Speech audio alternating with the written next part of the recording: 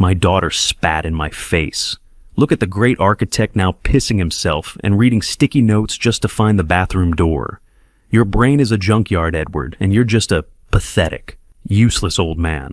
My stepwife just stood there with that fake saintly smile while she secretly soaked the floor in neurotoxins to rot my mind.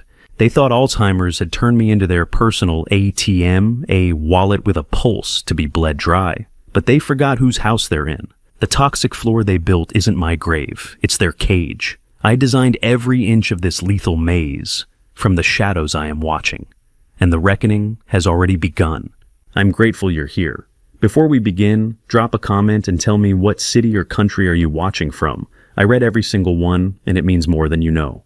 A note: this story includes fictional elements woven in for entertainment and educational purposes. Any resemblance to names or places is coincidental, but everything it has to say to you is worth hearing. I designed 47 buildings in my life. Hospitals, courthouses, private estates carved into the shoulders of the Blue Ridge Mountains. But the only building that ever truly understood me was the one I built for Catherine, and the one I secretly rebuilt in silence as the last design I would ever make.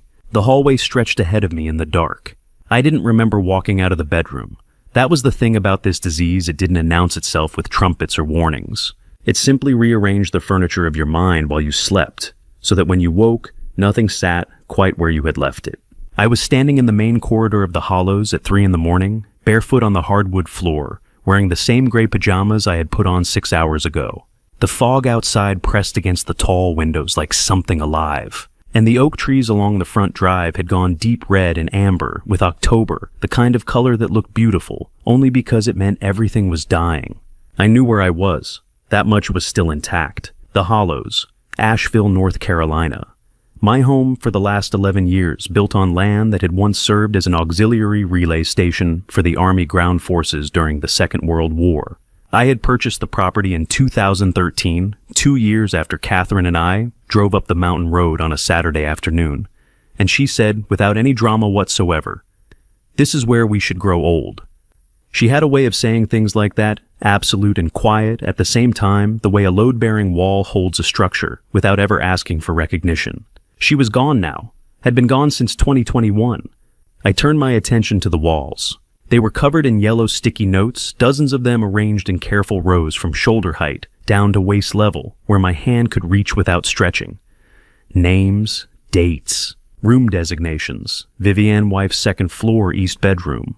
Dr. Martinez, neurologist, Mission Hospital. The kitchen is through the arch second left. My own handwriting. But reading it felt like reading a stranger's grocery list. I stood there in the dark and went through them one by one, the way a student reviews index cards before an exam.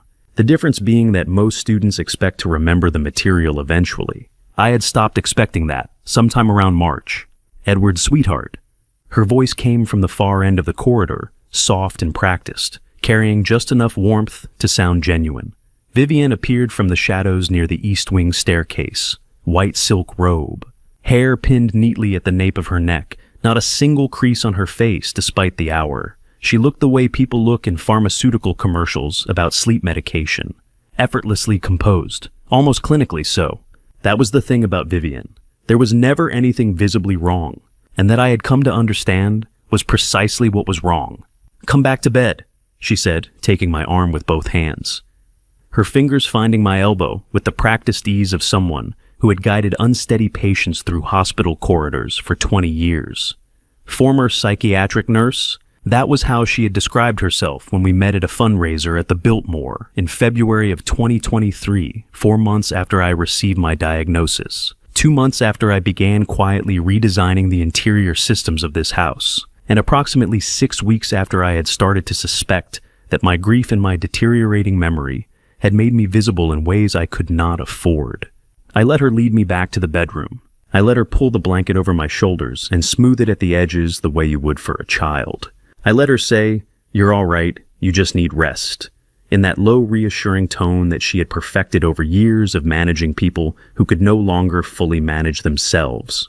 And then she turned off the lamp and left, pulling the door to within an inch of closed, not fully shut, I noticed. She never fully closed the door. I lay still for a long moment. Then I opened my eyes. The ceiling of this room was 14 feet high, coffered mahogany, original to the 1940s framework that I had preserved when I redesigned the structure in 2013. I knew every dimension of it. I knew the load distribution of every beam overhead, the placement of every junction in the wiring behind the plaster, the precise location of the narrow cavity between the east wall and the outer facing, but that was not something I was ready to explain yet. What I was ready to explain was this. My name is Edward Calloway. I am 60 years old. I was diagnosed with early-stage Alzheimer's disease on September 14th, 2022, by Dr. Renata Cruz at Mission Hospital in Asheville. I walked out of that appointment, drove to the overlook on the Blue Ridge Parkway where Catherine and I used to watch thunderstorms come in from the valley, and I sat in my car for 2 hours making a list of everything I would need to do before I forgot how to do it. The list was long. The most important item on it was not calling my attorney or updating my will or arranging medical proxies. The most important item was the one I had written at the top. Underline twice, rebuild the hollows. Do it now while you still can. I married Vivian Calloway on a Sunday in June of 2023, not because I loved her. I had known within the first week that she had not come into my life out of affection. The interest was too well timed, the attention too calibrated, the tenderness deployed with the precision of someone who had studied the target before making contact. I married her because I needed her inside this house. I needed her to believe she was winning, because the only way to catch someone who is hunting you is to let them think they are the hunter. The house was quiet now, or rather it was performing quiet. I had built it to do both, and I was the only one who knew the difference. I closed my eyes.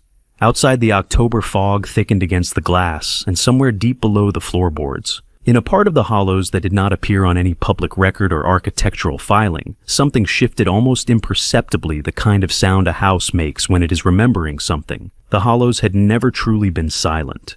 I built it that way, every wall, every corridor, every shadow carrying a purpose I had not yet finished explaining. What I had not anticipated was how many additional purposes it would come to serve.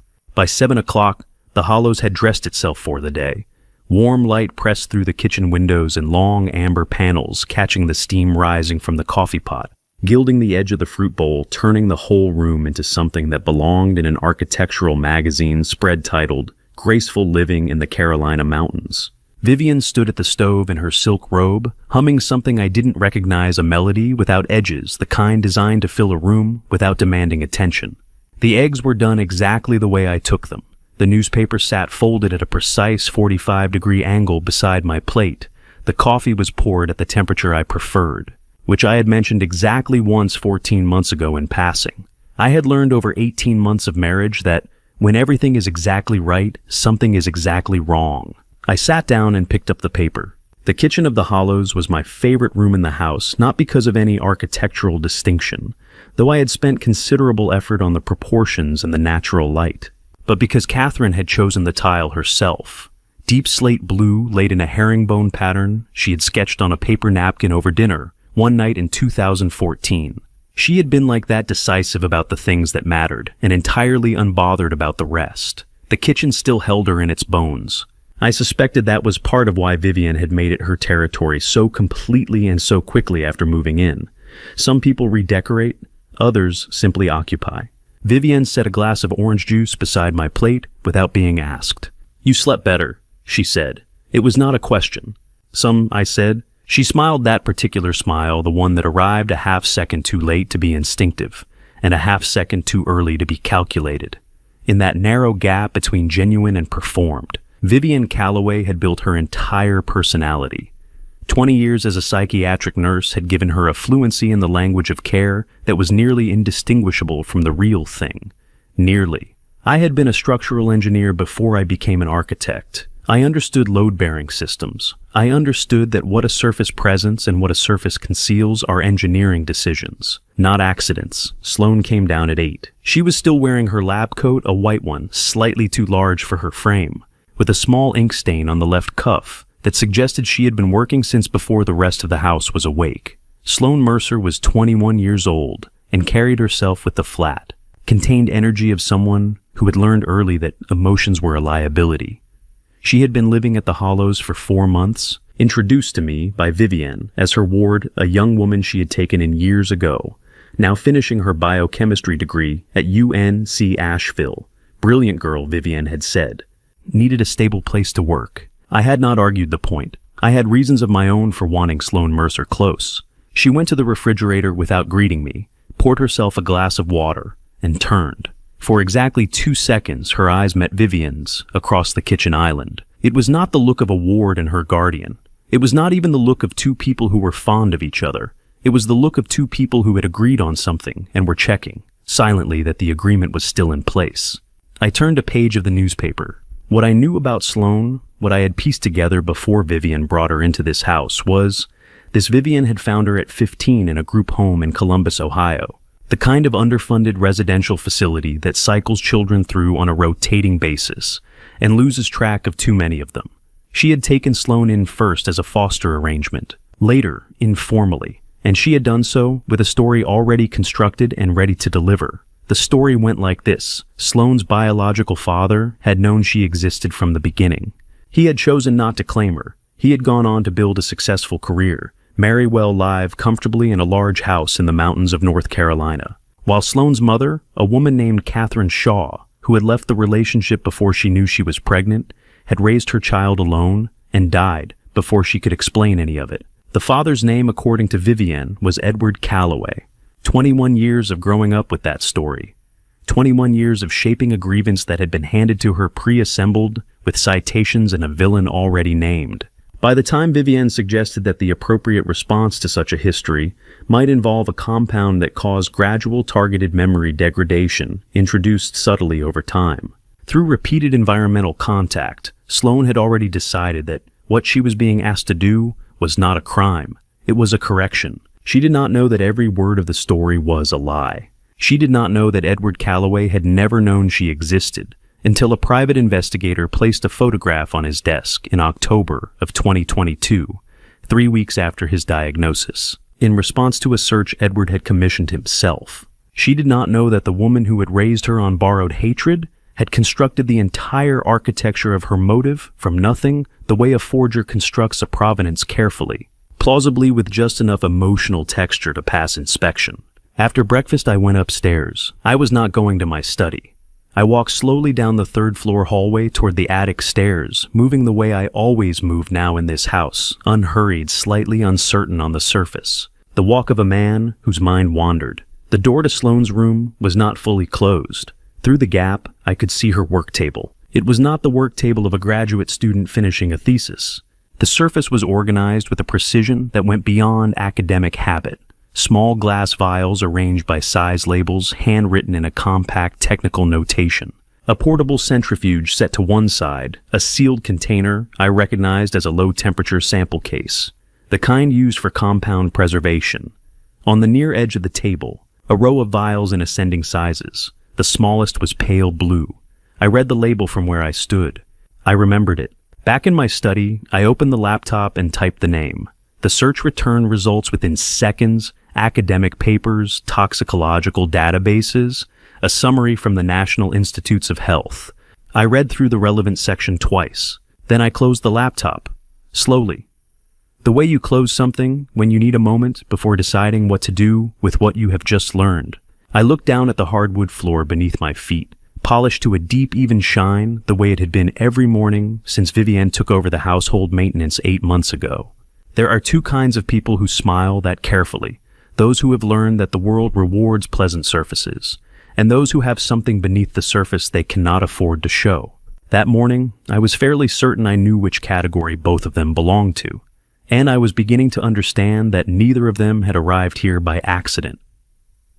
0. I told Vivian I had a routine checkup at Mission Hospital on Biltmore Avenue. She kissed my cheek and told me to drive carefully. I drove carefully. I also drove with a sealed envelope on the passenger seat, the results of a private toxicology screening I had requested 3 weeks earlier, using a sample I had taken from Sloane's room while she was sleeping. The drive from the Hollows into Asheville takes 22 minutes on a clear morning. I had made it hundreds of times over the years down the winding mountain access road, past the tree line where the fog lifts onto the boulevard, where the city opens up and the Blue Ridge recedes to a dark suggestion in the rearview mirror. I knew every curve of that road the way I knew the load calculations of every building I had ever designed, by memory, by instinct, by the particular kind of knowing that lives in the body rather than the mind. That was the irony I had been living with for 2 years.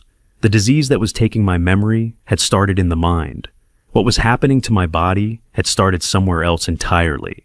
I pulled into the hospital parking structure on the east side and sat for a moment with the engine off. The morning light came in, flat and cold through the concrete slats, the kind of light that strips away atmosphere and leaves only fact. I picked up the envelope. The report was 4 pages prepared by a private laboratory in Charlotte that specialized in environmental toxicology. I had found them through a colleague at the university, a forensic consultant I had worked with, briefly on a courthouse project in 2019. A man who asked no questions when I explained I needed an independent analysis of an unknown compound. The sample had been collected from the smallest pale blue vial I had seen on Sloane's work table, transferred to a sterile collection tube using the field kit I kept in my study for exactly this kind of contingency. I read the relevant section twice the same way I had read it on the laptop 3 days ago. Then I read it a third time, because some things require that. The compound was synthetic, not commercially available, not listed in standard pharmaceutical databases, but consistent with a class of neurological agents designed for research applications involving acetylcholine receptor suppression. In plain language, it interfered with the brain's ability to form and consolidate short-term memories. It was capable of dermal absorption. It accumulated in peripheral nervous tissue over repeated exposures. And at sufficient concentrations, it produced a documented secondary effect, progressive sensory disruption in the extremities, numbness, nerve pain, the clinical presentation of peripheral neuropathy. I sat in the parking garage and did the arithmetic. September 2022. Alzheimer's diagnosed at Mission Hospital. Symptoms at that point were mild and manageable, occasional word retrieval failures, some spatial disorientation in unfamiliar environments, nothing that had significantly altered my daily function. Dr. Cruz had described the trajectory as slow. She had used the phrase, years of productive capacity, with the careful optimism of someone trained to deliver difficult news without collapsing the patient's sense of future. August 20, 23. 1 month after the wedding, Vivian arranged for the entire ground floor of the Hollows to be refinished. New wax compound, she had told me. The old formula was leaving streaks. I had not given it a second thought. I had been at that point, still adjusting to the particular surreality of being a newlywed, while quietly installing surveillance infrastructure in the walls of my own home. October 2023. The rate of memory loss accelerated. Dr. Cruz noted it at my November appointment and adjusted her prognosis accordingly. I had attributed it as one does to the disease. I should have attributed it to the floors. The appointment with Dr. Martinez was at 9:15. He was my internist distinct from Dr. Cruz, who had delivered the Alzheimer's diagnosis at the neurology clinic 2 years earlier. Martinez handled everything downstream of that diagnosis, the body's secondary responses, the peripheral complications. The systems that a deteriorating central nervous system eventually drags into its orbit. He was a compact, efficient man who practiced internal medicine out of a suite on the 3rd floor, the kind of physician who listened with genuine attention and took notes in a small spiral notebook rather than typing while you spoke. I had been his patient since 2019. He knew my baseline. I described the symptoms I had been experiencing in my feet and lower legs, the numbness that came and went, the occasional sharp sensation along the inner ankle, the feeling, particularly after standing for extended periods, that the floor was not quite solid beneath me. All of these were real. The compound had been doing its secondary work as thoroughly as its primary function. Dr. Martinez examined me with methodical care, ran a brief nerve conduction assessment, and sat back in his chair. "What you're describing is consistent with peripheral neuropathy," he said. "Secondary presentation likely triggered by the neurological changes already underway. It's not uncommon in cases like yours, Edward. The central and peripheral systems talk to each other more than people realize." He paused, wrote something in his notebook. "I want you in proper orthopedic footwear, custom insoles at minimum rigid sole construction. Wear them consistently inside the house as well. Bare feet on hard flooring is a fall risk we don't need to introduce." He printed the prescription and handed it across the desk. I thanked him and left. On the drive back, I thought about the phrase, "the floor was not quite solid beneath me." I had said it as a description of a physical symptom. It was also, I realized, the most accurate summary of the last 18 months I could have offered. Vivienne was in the kitchen when I came through the front door. She was arranging flowers dahlias deep orange in the ceramic vase Catherine had brought back from Santa Fe in 2017. Another small act of occupation. I set the prescription printout on the counter without comment. She picked it up, read it, and set it back down. "Oh, sweetheart." Her voice was warm, with the practiced texture of concern. "Peripheral neuropathy on top of everything else. That's a lot to manage." She looked up. "But the doctor knows best. We'll get you sorted with the right shoes." I watched her face. The sympathy was well constructed, the slight furrow of the brow, the tilt of the head, the tone calibrated precisely to caring without being suffocating, and beneath it, visible only because I had spent 18 months learning to read the sub-language of her expressions, something else surfaced for just a moment, and then was gone. Satisfaction, not cruelty, not triumph. Something quieter and more dangerous, the particular satisfaction of a person who has run a controlled experiment and received the result they predicted. The neuropathy was not an accident she was consoling me about. It was a data point she was confirming. She believed the compound was working exactly as intended. That belief would make her careless. That evening in my study, I wrote 4 lines in the notebook I kept, behind the false panel in the 3rd drawer. EWAX. Dermal absorption confirmed. Peripheral neuropathy established as medical cover. She believes the progression is on schedule. She will not increase her vigilance. Proceed. Then I opened the bottom drawer of my desk. The orthopedic shoes were already there, thick-soled, custom-fitted. Ordered 10 days ago from a medical supply company in Raleigh when I had first reviewed the toxicology report on my screen and understood what the floors of my own home had been doing to me. I had not waited for the prescription. I had not waited for the confirmation. I had prepared as I always prepared before the moment required it. I placed the shoes beside the bed. From that night forward, not a single barefoot step on the floors of the hollows. I had spent 2 years believing the enemy lived inside my own skull. That night, I understood the enemy had been beneath my feet all along, and she had just been handed a reason to believe her plan was running perfectly. An architect learns to read a building the way a physician reads a patient through the signs it cannot hide. For weeks, the hollows had been showing me symptoms I had been too distracted to diagnose a low vibration beneath the floorboards. After midnight, a current of air moving counter to every vent I had designed. A shadow at the base of the basement stairs that disappeared before I could reach the light switch. The night after I received the toxicology results, I decided to stop ignoring the symptoms. I went down at 11 o'clock. No firearm.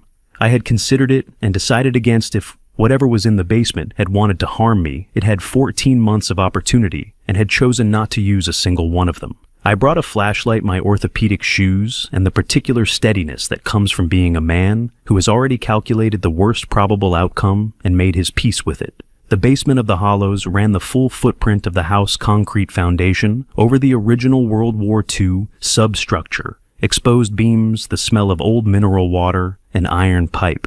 I had not redesigned this level. Some foundations are better left as they are. The metal shelving unit along the north wall had been there since I purchased the property. Industrial grade bolted into the concrete. I had stored paint cans and seasonal equipment on it for years without giving it a second thought. Tonight I noticed it was not flush against the wall. 3 millimeters, perhaps 4. Not enough to be visible at a glance, but enough when you knew what you were looking for. To understand that something behind it had been opened and closed many times by someone who was careful, but not perfect.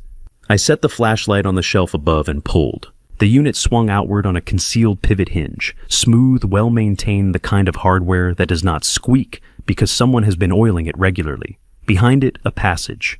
Low ceiling for the first 2 feet, then it opened into a space that stopped me where I stood. It was not a storage room. It was not a crawl space. It was a residence.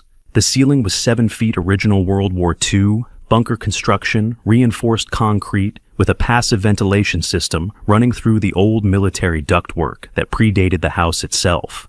The air was clean and circulated, carrying no trace of the basement's mineral smell.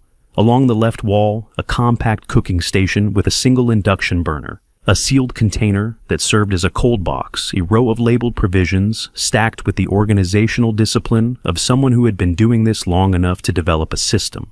Along the right, a folding cot made up with military precision, a shelf of books, a battery lantern. In the far corner, a portable sanitation unit connected by a short length of PVC pipe to a larger system that disappeared into the original foundation. Drainage, the old septic infrastructure of the Army relay station, still functional after 80 years beneath the mountain. And on the wall above, a small desk, a monitor, 6 feeds each cycling through camera angles I recognized as the hidden system I had installed throughout the hollows 2 years ago. He had tapped into my own surveillance network from beneath the floor. I wondered when you'd come down. The voice came from the desk chair. He had been sitting there the entire time, turned slightly away, and I had missed him in the first sweep of the flashlight because he was the kind of man who knew how to occupy a space without announcing himself. He stood as I came forward into the light. Declan Shaw was somewhere in his mid-40s with the lean, deliberate build of someone who stays fit not from vanity, but from the practical understanding that a body is a tool. His eyes had the particular quality of a person, long accustomed to low light, adjusted patient-taking in the detail without appearing to look. I had last seen him 11 years ago at the closing, when I purchased the hollows. He had been the security systems contractor, a recommendation from the property's previous owner. A man with a precise understanding of every circuit, every camera blind spot, every structural cavity in the building he had spent 2 years wiring. I had hired him to design and install the full security infrastructure. He had done the work thoroughly professionally, and at the time, I had not thought much about the fact that a man who maps every inch of a building's hidden anatomy retains that map long after the contract ends. How long, I asked. 14 months, since October 2023. The same month my memory had begun accelerating its decline. And the supply route, I said. It was not quite a question. Western tree line, 2 kilometers of old forestry trail to a fire road. I keep the truck on the far side. I come in at 3 in the morning once a week, never above the basement level. He said it matter-of-factly the way an engineer describes a system he built and trusts. The ventilation runs off the original Army ductwork independent circuit, no connection to the house above. Nothing comes up. I looked at the monitor. On one of the feeds I could see the upstairs hallway, the yellow sticky notes still on the wall, small and illegible at this resolution. On another, the kitchen. On a third, the exterior front drive. I looked at the desk surface, papers, handwritten pages organized in dated stacks, observation logs, movement patterns, times and routes, and behavioral notes in a compact, legible hand that spoke of someone trained to document.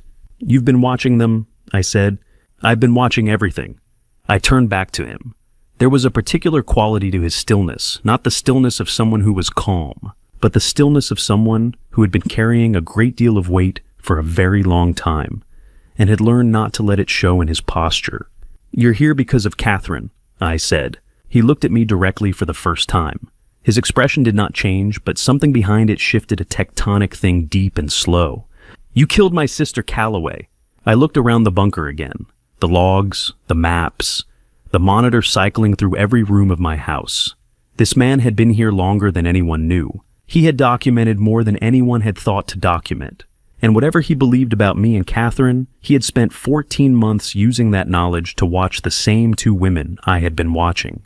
I had come down here expecting to find a threat. Instead, I found a man who hated me with the specific, well-maintained hatred of someone who had been given a great deal of time to tend it, and who, despite everything, had spent 14 months standing watch over a house that had once belonged to his sister. We sat across from each other in the bunker, with 2 cups of coffee Declan had brewed on his camp stove, black no sugar, the way men drink coffee when they are not trying to make it into a ceremony. Neither of us spoke for a long time. When you have rehearsed a confrontation for the better part of 2 years, and the person finally sits across from you, the practiced words tend not to fit the actual room. He spoke first. August of last year, he said. That's when the girl started adding it to the wax compound. I watched her do it twice, once in the utility room off the kitchen, once up in her workspace. She was precise about it, measured, like a lab procedure, not like someone improvising. I said nothing. I had already confirmed the compound. What I needed from Declan was not the what, but the when and the how much. The money started moving in November, small transfers at first, amounts that wouldn't trigger automatic review. Vivian has 3 intermediate accounts, one in Raleigh, one through a financial services company registered in Delaware, one I haven't been able to trace yet. He said this without apology for the gap in his knowledge, which I noted. A man who acknowledges what he doesn't know is a more reliable source than one who fills the gaps with guesses. "And the woman in the walls?" I asked. He was quiet for a moment. When he answered, his voice had shifted, not softer exactly, but less contained. "First time I saw her, I nearly came out of the bunker. She was moving through the service corridor on the second floor just past the linen room. The light was low, and she had the same height. The same way of holding her shoulders." He stopped. It took me a full 30 seconds to understand she wasn't Catherine. I looked at my coffee. "She's been surgically altered," he said. "I don't know how extensive it is, but Vivian brought her in 6 months ago, and she has not left the house through any of the main exits since. She moves inside the walls, literally through the service passages, mostly at night. I think she's being used to create the impression of something, a presence." I filed that away. Task for another night. "Tell me about 2006 while," I said. He looked at me. "You know about that," he said. It was not a question. "I know Catherine left me in 2007 without a reason I could understand. I know she went into a period of treatment the year before. I know Vivian's employment history includes a psychiatric nursing position in Asheville around that time. The rest, I'm asking you to tell me." Declan set his cup down. For a moment, he looked at the wall, at the map of the Hollows, with its handwritten annotations, the observation logs stacked in dated order, the accumulated evidence of 14 months of solitary watching. "Catherine was admitted for outpatient treatment in 2006, he said. "Anxiety and depression, she'd been managing it quietly for years. You know how she was about not making a fuss. Vivienne was a newly qualified psychiatric nurse on the evening rotation. She was 24, sharp good at making patients feel understood." He said this last part the way you describe a weapon's design, appreciatively and without warmth. "She spent 6 months getting close to Catherine. After that, things started going wrong between you two." "What kind of things?" "The kind you can't argue against because you can't see them. Catherine came to believe you'd grown distant, that you were pulling away, that the work had become more important than the marriage." He paused. "She also came to believe, and I don't know exactly how Vivian managed this, that you had been seeing someone else. Nothing explicit, just a weight of small suggestions over time. The kind that don't feel like manipulation because each individual piece seems like something you noticed yourself." I sat with that for a moment. Vivienne would have been 24 years old, fresh out of her nursing program, working evening rotations in a psychiatric unit. Young enough to be underestimated. Trained in the precise vocabulary of emotional vulnerability. And patient God, she was patient. Everything I had observed in 18 months of marriage pointed to a woman for whom patience was not a virtue, but a methodology. "Yet Catherine didn't know," I said. "She never knew. She left you in 2007 because she genuinely believed the marriage had failed on its own terms, not because anyone had engineered it." He looked at me directly. "She spent the last years of her life thinking she had made the right call. That was the one mercy in it." I did not respond to that. There was nothing to say that would not sound like self-defense, and this was not the moment for self-defense. "What do you want Shaw?" I asked. "I want them to pay for what they've done to this family." He said family the way people say words that used to mean something larger than they currently do, carefully aware of the diminishment. "So do I." He reached across the desk and placed a photograph face up on the surface between us. A candid shot, Catherine laughing at something off camera outdoors somewhere, the mountains behind her. The photo was worn at the edges in the way photographs get worn when they have been handled often. "I didn't let her die," I said quietly. "I failed to save her. Those are two different things." Declan looked at the photograph for a long moment. He did not agree with me, but he did not argue either, and from a man who had been sustaining a specific grievance for 3 years, that silence was its own kind of statement. "Ah, she said something about you," he said finally, "a few months before she got sick. We were on the phone and she brought you up out of nowhere." He picked up the photograph and held it without looking at it. "She said Edward will never forgive himself. Don't let him become a man who has nothing left but that." I turned away from him and looked at the near wall. We did not shake hands. We did not make any formal declaration. We simply stood at the same time and stood together looking at the map of the Hollows, its corridors and cavities, its hidden systems and its surface rooms, the whole intricate anatomy of a house that both of us knew better than we knew most people. I left the bunker carrying something I had not brought down with me, not quite a plan and not quite an ally. Only the voice of a woman who had clearly understood both of us better than we had ever understood ourselves, and the beginning of something that felt uncomfortably like the opposite of being alone. After meeting Declan, I observed the hollows differently. Not the way a frightened man watches a dark room braced reactive waiting for something to lunge. The way an architect watches a structure he suspects is failing, methodically tracing each anomaly back to its source, building a diagnosis from evidence rather than instinct. 2 weeks later, the first clear evidence appeared. I had positioned myself in the east guest room each night for the better part of those 2 weeks. Door open 3 inches, no light. The reading chair angled to give me a sightline down the full length of the second-floor corridor, with the large antique mirror at the far end serving as a secondary viewing angle. I had installed that mirror in 2014 beveled glass mahogany frame, chosen by Catherine from a salvage yard outside of Weaverville on a Saturday afternoon, when we had nothing more pressing to do than drive mountain roads and look at old things. I knew every inch of its frame, which is why I noticed during a careful inspection the week after my conversation with Declan that the left edge carried a hairline seam that had not been there before. The kind produced when something is removed and reattached multiple times by someone who is careful but cannot entirely erase the evidence of repetition. On the 14th night at 2 a.m, a pale shape moved across the glass. Not a reflection moving through the hallway. A figure visible inside the mirror itself in the narrow service passage behind it, present for no more than 2 seconds before the darkness closed around it again. I was through the guest room door and into the corridor before the shape had fully resolved. The release mechanism was built into the decorative molding along the inner frame edge, a pressure latch disguised as an ornamental detail. The kind of modification that required someone with genuine knowledge of architectural joinery to execute without leaving obvious marks. I pressed it. The mirror swung inward on a concealed piano hinge. Behind it, a service corridor 18 inches wide, running parallel to the hallway before angling toward the rear stairwell. The original World War II, era brick walls, cold plaster. A thin LED strip along the baseboard, providing just enough light to navigate.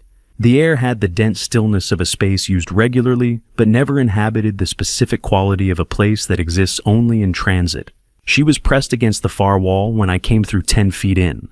Young, mid-20s slight, dressed in pale gray that had clearly been selected for its low visibility and dim light. And her face. Declan had described it, and I had understood the description, but description and direct encounter are separated by a distance that words cannot fully cross. The surgical work was skilled, not theatrical, not a Halloween approximation, but a precise calibration of specific features, the jawline, the brow line, the angle of the nose and profile. Taken individually, none of it was extraordinary. Assembled together, viewed at low light in a moment of disorientation, it was designed to trigger one specific recognition in one specific viewer. A 60-year-old man with early-stage Alzheimer's who had lost his wife 3 years earlier and could not always trust what his eyes reported. I understood the entire construction in the moment I saw her face. The clinical term is gaslighting, a word borrowed from a 1944 film, but describing a practice far older. The deliberate manipulation of a person's environment to cause them to doubt their own perceptions, memory, and sanity. What Vivian had built inside the walls of my house was a physical gaslighting instrument, a presence engineered to be glimpsed at thresholds of visibility, seen in mirrors, caught in peripheral vision, never quite present enough to confirm, never quite absent enough to dismiss. A man who believed he was seeing his dead wife moving through the corridors at night was a man whose account of anything else, financial irregularities, document fraud. A biometric theft would be received with professional sympathy and quiet disbelief. The girl's eyes were locked on me. Her breathing was shallow and fast. "Who hired you?" I asked. A long pause, then she spoke the name I already knew. I reached into the pocket of my robe. I kept a reserve of cash in the house, a habit formed over decades of construction management, where small immediate payments accomplish what purchase orders cannot. I counted out $300. "There is a hotel on Merriman Avenue," I said. "The Applewood Inn. Check in tonight. Stay 2 nights. After that, go wherever you need to go." I held out the bills. "Do not come back to this house." She looked at the money, then at me. Her expression was not what I had expected, not relief, not calculation.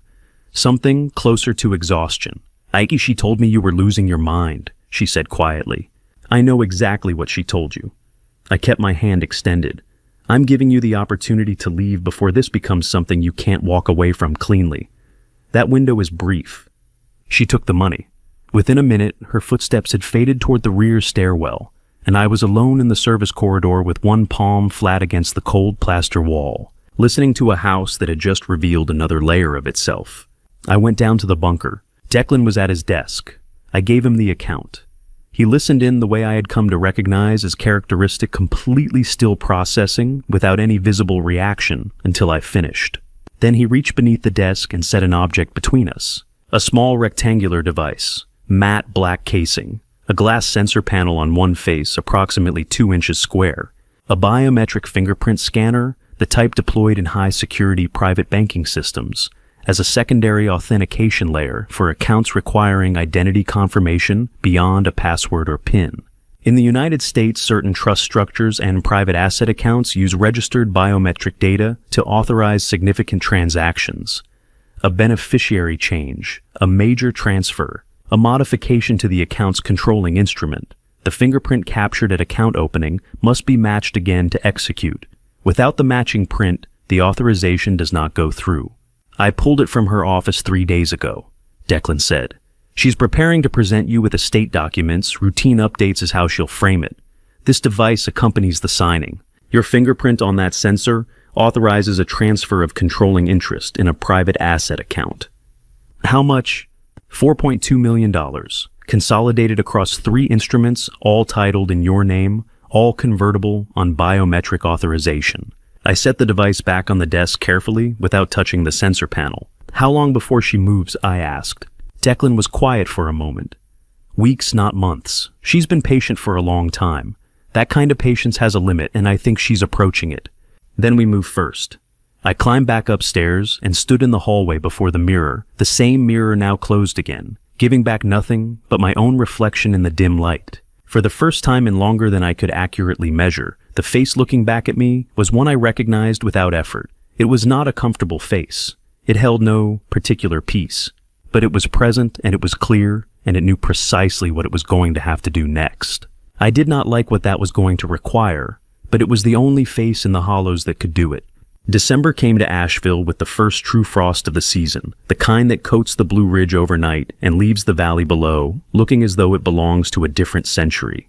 I had been spending my December nights doing something I prepared 2 years earlier and waited for, without fully knowing I was waiting until the moment arrived. The notebook had been sitting in the back of my kitchen freezer since October 2022, not concealed behind anything. Resting in plain view between a bag of frozen corn and a container of stock I had made the previous winter and never touched. Vivienne reorganized the freezer twice after moving in. She moved the stock, she discarded the corn, she never opened the notebook, because it looked precisely like what it appeared to be, a worn black field journal of the kind sold in art supply stores, water-stained elastic closure fraying at the spine. Nothing worth examining. I pulled it out at 2 a.m. and set it on the counter. The science behind it was straightforward. Thermochromic ink responds to temperature rather than light, below roughly 58 degrees Fahrenheit. The pages appear completely blank. As the material warms toward room temperature, the writing gradually emerges. The technology itself was not unusual. Thermochromic compounds had been used in commercial printing for decades, applied to packaging labels, security documents, and novelty products that revealed hidden text under specific thermal conditions. I had adapted it for a more personal application. A journal that read as empty required no hiding place and invited no curiosity. I watched the counter and waited. The first lines appeared after 4 minutes. My own handwriting steadier than it was, now the letters sitting with more confidence on their invisible baseline. Reading it felt like receiving a letter from someone I had known well and lost contact with. Recognition and a particular distance. This was not a diary. It was an instruction manual. Each entry followed the same structure, what I knew at the time of writing, what I suspected, what steps I had already taken, and what the reader, meaning a future version of myself, should do next if the previous steps had been forgotten. It was written by a man who understood he was writing for someone who might need to be led rather than merely reminded. Page 12 stopped me. Dated October 19th, 2022, 26 days after my diagnosis. The handwriting was deliberate, slightly more formal than the surrounding entries, as though I had recognized this page would need to read clearly to a man considerably less capable than the one writing it. 3 weeks after the diagnosis, I hired a private investigator to review my own history. Not because I suspected anyone, because I wanted to know everything knowable before I lost the capacity to want to know. His name is on the inside back cover. He found a record in Columbus, Ohio. A child admitted to the Franklin County Residential Care System in late 2003. Mother listed as Catherine Shaw. Father, unknown. Catherine left in the spring of 2002. I did not know she was pregnant. We had already separated when it must have happened, and she said nothing, not to hurt me. But because she had already decided the situation was hers alone to carry, that was entirely consistent with who she was. The child's name in the admission record is Sloan. She was placed in the system several months before Catherine's death. Her name now is Sloan Mercer. She is enrolled in a biochemistry program. She is 19 years old. I set the notebook down and looked at the frost-covered yard through the kitchen window. The sky was beginning its slow shift from black toward gray. Page 15 carried a shorter note in red ink, added in March 2023. Vivienne located Sloan in 2017 when the girl was approximately 14. Vivienne told her that her biological father had known of her existence from the beginning and had chosen not to claim her, that he had continued living well while her mother died without support. Sloan has carried this for 6 years. She believes she is delivering justice for Catherine. She is not. She is a tool given a false account and a specific technical skill set, and pointed at a target she has no reason to question. Whatever she has done inside this house, she was handed a fabricated map and told it was the truth. She has been navigating by it since she was 14 years old. Do not forget that distinction. The final line on that page was written in a slightly looser hand, added last I suspected, when the fatigue of that session had already set in.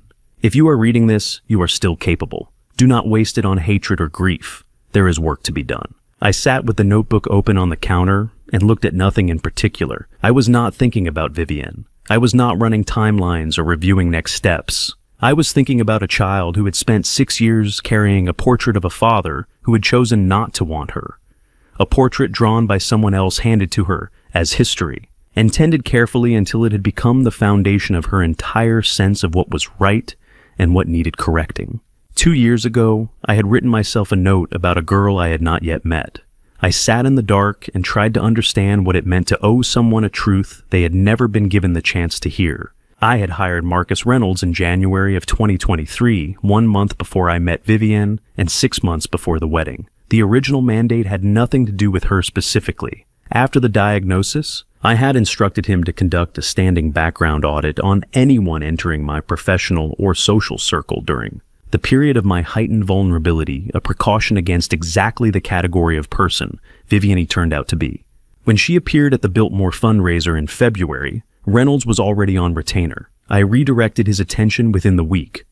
By March of 2024, I understood that the attention had been flowing the wrong way entirely.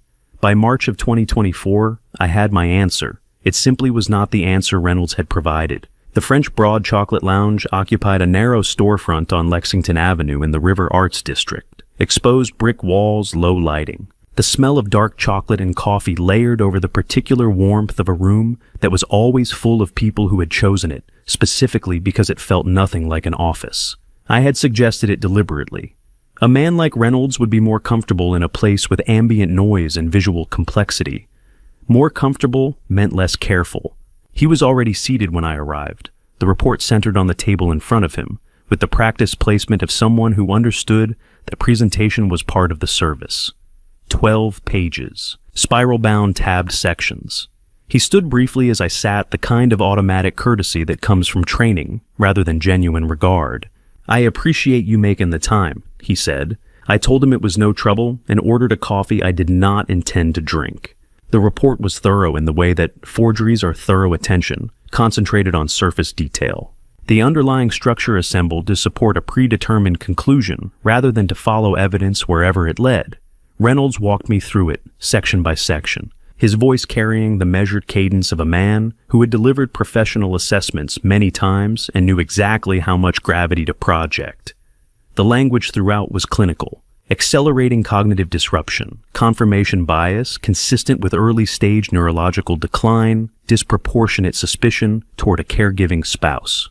I read it the way I had learned to read structural reports prepared by contractors who wanted to tell me something was sound before I signed a payment authorization.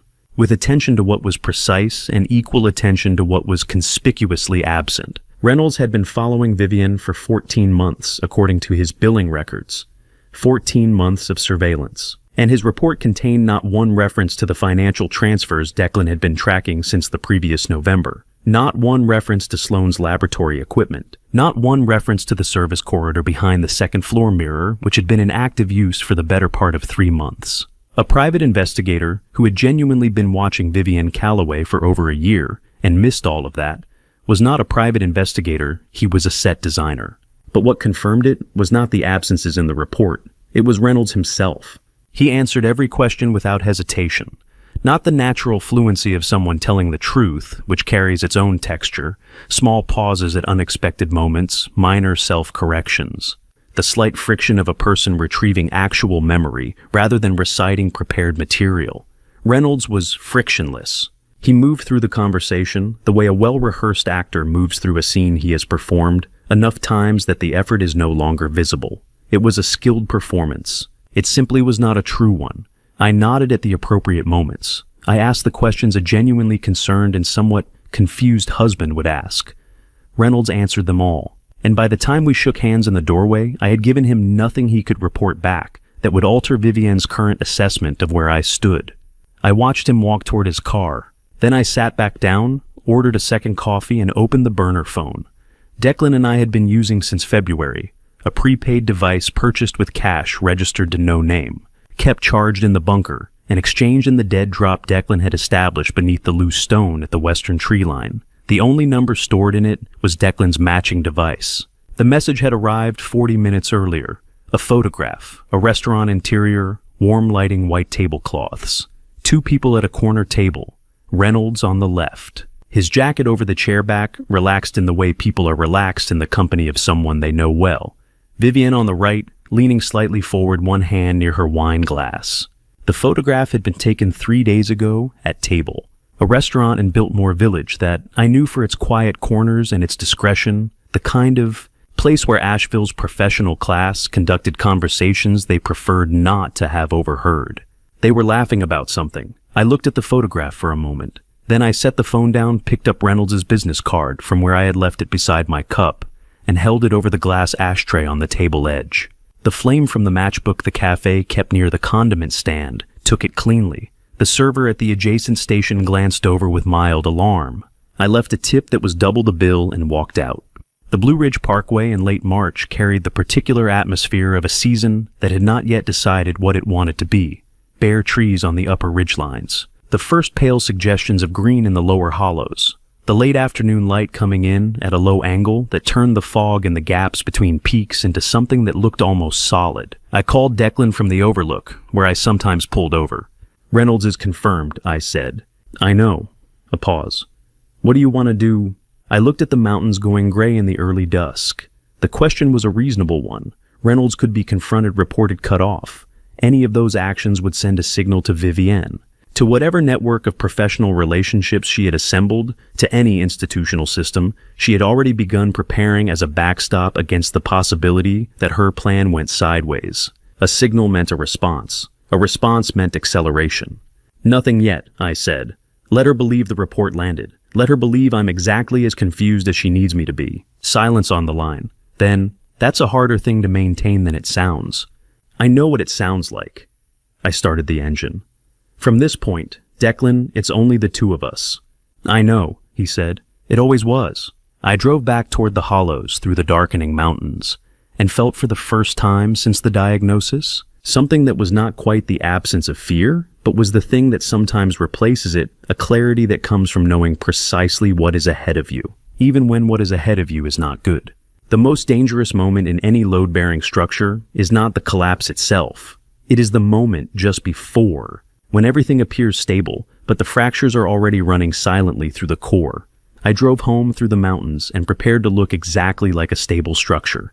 Spring came to the Blue Ridge the way it always did, the dogwoods along the parkway opening overnight, as though someone had given a signal, the morning fog burning off earlier each day, the whole mountain range softening from its winter gray into something that looked almost forgiving. Inside the hollows, Vivienne was blooming too. I could feel her patience thinning, The way you feel a change in atmospheric pressure, not through any single indicator, but through the cumulative weight of small signals that the air itself was shifting. She had been preparing something all winter. In April, she began to move. I was reading in the front parlor when she came in. She carried the folder, the way people carry things they want to appear casual about, under one arm, slightly behind her, as though it had arrived with her almost accidentally. She set it on the oak table by the window, where the late afternoon light came in amber through the tall glass, and she smoothed the front cover with the flat of her hand in a gesture that had nothing to do with the paper and everything to do with composure. "Just some estate planning documents," she said. Her voice had the particular texture she deployed when she wanted something to sound routine warm but businesslike. The tone of a competent person managing practical matters on behalf of someone who had more important things to think about. The accountant mentioned it would be sensible to review the asset allocation while your pause calibrated. The sentence ended in the space where a specific word had been omitted with deliberate care. The word was lucid. She did not say it. She did not need to. I looked at the folder. Then I looked at the table beside it. The device was positioned to the right of the document stack, placed with the studied casualness of something meant to appear incidental. Matte black casing. Glass sensor panel on its face identical in every external dimension to the one Declan and I had been working with for the past 3 weeks. Vivienne had retrieved the original from her desk drawer, apparently without noticing the substitute Declan had left in its place. She had no reason to examine it closely. As far as she knew, it was exactly what she had put there. What she did not know was that Declan had spent the better part of 2 weeks fabricating a replacement, using components sourced through 3 separate suppliers, none of them traceable to the hollows. The duplicate matched the original in weight dimensions, surface texture, and LED indicator behavior. It did not match it in function. The sensor panel recorded nothing. The internal transmitter sent nothing. It was in engineering terms a shellless structure with a convincing exterior and nothing load-bearing inside. I had carried it in my left jacket pocket since breakfast. I pulled my reading glasses from my breast pocket and opened the folder with the slow deliberateness of a man who found paperwork taxing but was making the effort. The documents were well-prepared real legal language, real account numbers structured around what appeared to be a routine amendment to a revocable living trust. In North Carolina, a revocable trust can be amended at any time by the grantor, while the grantor retains legal capacity. What the documents before me actually accomplished, buried in the subordinate clauses of page 4 and cross-referenced to an addendum on page 9, was a transfer of controlling interest across 4 separate asset instruments, totaling the full appraised value of the Hollows and its associated holdings. The language was precise enough to pass a cursory review, and opaque enough to require a specialist to untangle on short notice. It was, in other terms, elder financial abuse, a category of crime under North Carolina.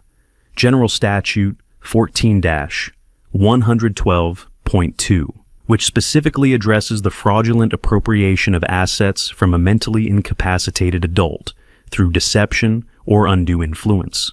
The documents had been designed to look like estate maintenance. They were designed to function as a transfer of everything I owned. I initialed 3 pages. I signed the 4th. I set the pen down and reached toward the device with my right hand, letting my fingers approach the sensor panel, and in the same motion, with my left hand resting on the folder edge, I completed the exchange. The real device came out of my jacket pocket as the false one went in. The movement took approximately 2 seconds. I had practiced it enough times in the bunker that the mechanics were no longer conscious. My right index finger pressed the sensor panel of the original device. The LED indicator pulsed once green. Vivienne's smile arrived with the quality of something that had been held in reserve for a long time and was finally permitted to surface. Not large, not theatrical. The quiet, controlled satisfaction of a person who has executed a complex plan and reached its critical node without incident. She picked up the folder, straightened the pages, and thanked me in the tone she used when something had gone exactly as she intended. "I'll have the accountant file these tomorrow," she said. Across the room, Sloane stood near the archway to the kitchen, a glass of water in her hand. She had not moved or spoken during the entire exchange. Her eyes went from the device to Vivienne's face and back, once then fixed on a point somewhere past my left shoulder. She was not drinking the water. That evening, I went down to the bunker. Declan connected the device to his laptop through an interface cable he had assembled from components in his kit. The authentication system it was linked to used a two-stage verification, biometric capture plus a secondary PIN that Vivian had presumably already entered remotely through her own access point. With both stages satisfied by the original device's capture, the account portal opened on his screen. We read through it without speaking. 4 asset instruments. The Hollow's property and improvements appraised at $2.8 million. 3 associated financial accounts, combined balance of $1.4 million. Total, $4.2 million. Scheduled transfer authorization, November 2024. Beneficiary designation, an LLC registered in Delaware 18 months ago, which Declan had been unable to fully trace in February, but which we now had the internal account reference to pursue. 7 months, I said. 7 months, Declan confirmed. We sat in the bunker together and looked at the number on the screen. The ventilation system moved air quietly through the old military ductwork above our heads. And somewhere upstairs, the house settled with the particular sound old structures make when the temperature drops after dark. 7 months. I had designed entire buildings in less time than that. The question was not whether 7 months was sufficient. The question was whether I would retain enough of myself to finish what I had started, and whether the person I most needed to protect had yet understood that she needed protecting at all. After the fingerprint trap, I found myself doing something I had never written into any version of the plan, watching Sloan Mercer the way you watch someone you owe a debt to. Not money, not action. The kind of debt that has no clear method of payment and no fixed due date except that the due date was now visible on a screen in the bunker, and it read November 2024. I had been watching her for weeks before I admitted to myself what I was actually doing. It was easiest in the early mornings before Vivienne came downstairs. The second-floor hallway mirror that I had reclaimed from its use as a passage gave me a clean sightline to the attic stairwell, and from the landing I could observe the gap of light beneath Sloane's door. She was an early riser up before 6 most days. The sound of movement beginning, while the Blue Ridge outside was still a dark suggestion against a darker sky. On a Tuesday morning, in the second week of May, I positioned myself at the observation point and looked through. She was sitting on the floor, back against the foot of the bed, knees drawn up, laptop, open on the boards beside her, but the screen untouched and gone to sleep on its own. She was holding something small, rectangular, the size of a photograph. I could not see the image from my angle, but I did not need to. I had seen the photographs Vivienne kept in the file Declan had copied from her office records. Catherine, at perhaps 35, standing somewhere outdoors, her hair loose, caught mid-laugh at something beyond the frame. Sloane's expression at 6 in the morning, when she believed no one was watching, was not what I had seen across the kitchen table for 4 months. The careful neutrality she maintained in shared spaces, the flat, contained affect of someone who had learned to keep her interior weather off her face, was entirely absent. What remained was something I did not have a ready name for. Not grief exactly, not anger. The expression of a person who has grown up with a story about someone they never met and does not know how much of the story to believe, and carries that uncertainty the way you carry a weight whose actual measure you have never been permitted to check. I stood at the observation point for 15 minutes without moving. In the bunker below, Declan was watching the same hallway on his monitor. I learned this later when he told me with the particular dryness he applied to observations he found significant. You stood there for a quarter of an hour, old man. I wasn't sure if you were running surveillance or something else entirely. I did not have a clean answer for him. The afternoon was warm for early June, the kind of Carolina afternoon that arrives without the humidity of high summer and makes the mountains look closer than they are, the ridgelines sharp against a sky that had gone a deep, uncomplicated blue. Sloane was on the back steps when I came out with the watering can for the kitchen herbs Catherine had originally planted in the window boxes along the rear terrace. I had kept them going for 3 years out of a habit I had never examined closely. She did not move when I came out, did not perform the casual repositioning people do when they are caught in a private moment and want to appear as though they were not having one. She simply remained where she was, one arm resting on the upper step, watching something in the middle distance that I could not identify. I sat down 2 steps below her and attended to the herbs. Does this house ever feel like it's watching you? She asked. I considered the question with the seriousness it deserved.